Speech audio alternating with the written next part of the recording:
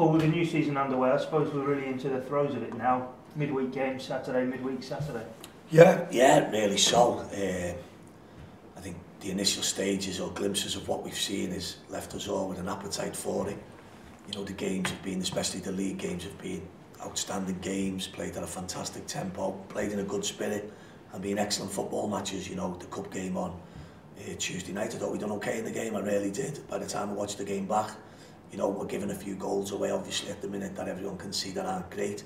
But we have so many different players playing in different positions and new back fours that, you know, one of the things that disappoints me with the game is people expect immediate results, and there's no one capable of that, you know. So I've been really pleased with the start we made to the season. Both league games, I thought we've acquitted ourselves really well.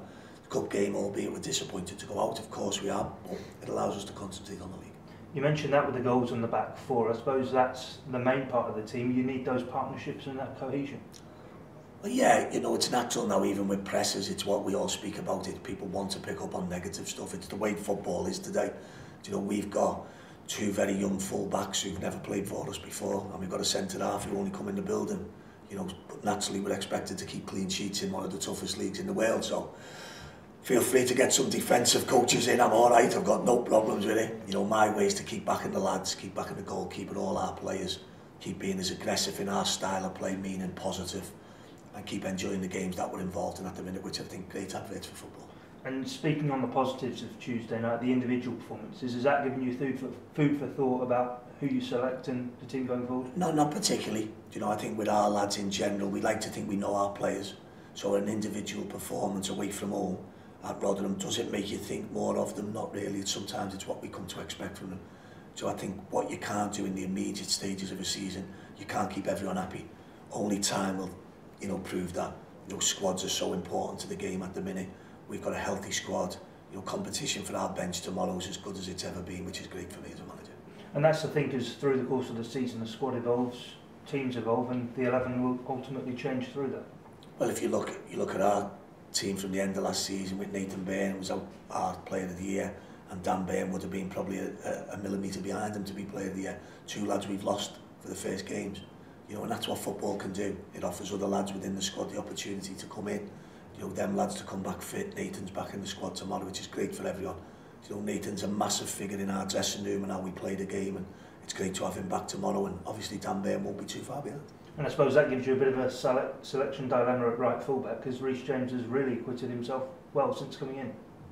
Yeah, Reece has, you know, but with all due respect to Reece is a good footballer. So, you know, when you sign players from the likes of Chelsea on loan and the captain teams at them levels in England internationals, you'd expect them to be good. And Reece fills all that criteria. So now all of a sudden the competition in our team is getting healthier and stronger. In my opinion, it's what all managers should want and should have. I suppose the importance of that versatility within the squad, because Nathan's obviously played further forward in his career as well. We've got Gavin Massey back tomorrow and he plays further forward, so we're quite content with our squad at the minute. You know, and this is what the good thing about, you can't keep everyone happy today.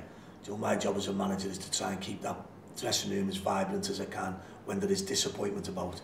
You know, for most lads in the modern day game, they want to play football. You know, when Saturday comes, it's the day where you earn your money, if you like, and to not be selected or not be in a squad can be huge disappointment, but over a season that can be balanced out. So, you know, at the minute it's important that all the squad are behind each other, which they are.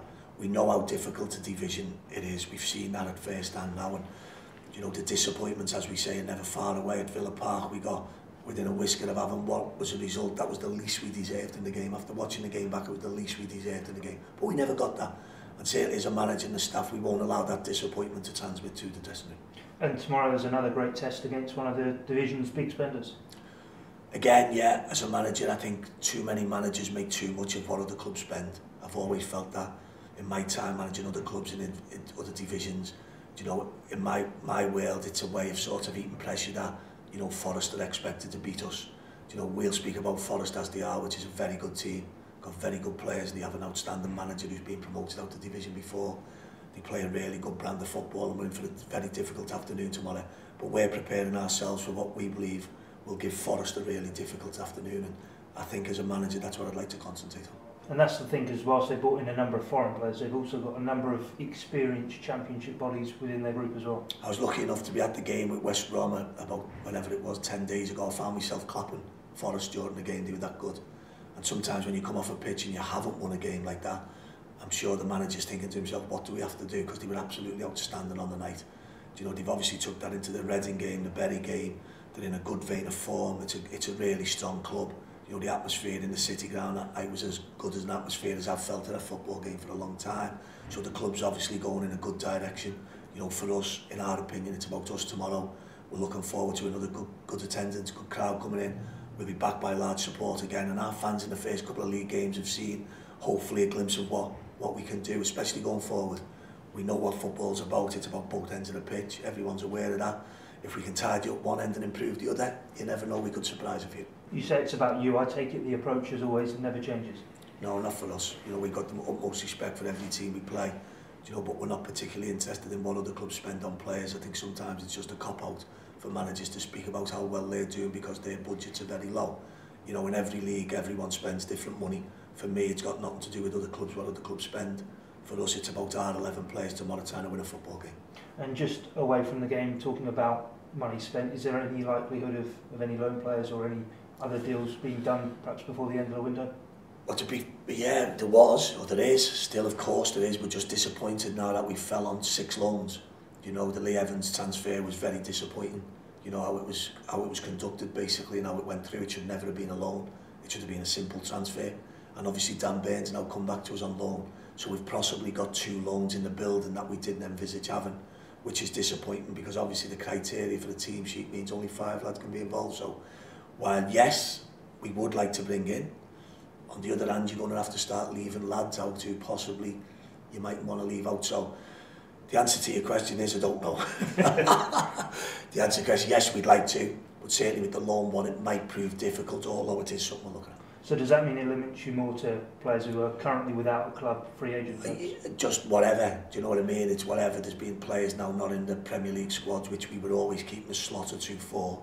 We felt that was important, but obviously, as I'm sure our supporters are aware, you know, the Lee Evans, Dan Burns situations was something that we never envisaged. So there's no blame attached to anyone, certainly at our end, that's for sure.